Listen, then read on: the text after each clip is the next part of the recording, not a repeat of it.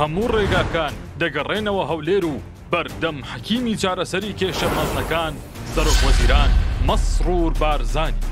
لەو کاتەوەی کابینەی نوێمی حکوومەتی هەرێمی کوردستان پێکێنراوە دژایەتی زۆری کراوە و هەرزوو ئەو لایەنانەی بەشدار بوون لە حکوومەت بە دوو ڕووی جیاواز خۆیان دەرخست. بە جۆرێک لە ناخۆشیەکان پاشەکشیان دەکرد و دەبوونە ئۆپۆزیسیۆن وەکو ئەوەی بەشدار نەبن و لە خۆشیەکان دەهاتنەوە پێشەوە. خۆیان بە خاوەن سەرکەوتنەکان دەزانی و دەیانگوت ئێمە بەشێکین لەم حکوومەتە.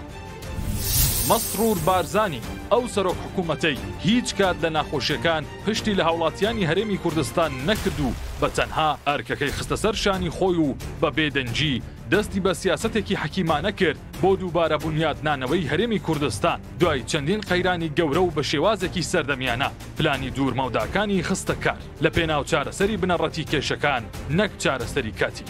لە ماوەی ڕابردوودا لایەنەکانی بەشدار لە حکوومەت و ئۆپۆزیسیۆن ویستیان هەرێمی کوردستان لەدەت بکەن و ئەو هەرێمەی کە لە دەستوری عێراق دانی پێدانراوە دوو پارچەی بکەن و بە تەواوی نەیهێڵن.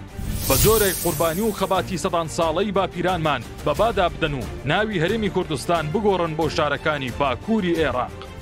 مەسرور بارزانی بۆ ڕێگر و هاتە دەنگ گوتی هەولێر و سلەیمانی و دهۆک هەمویان بەیەکەوە هەرێمی کوردستان و قبوڵی هیچ گۆڕانکاریەک ناکەین کە پێچەوانەی دەستور بێت.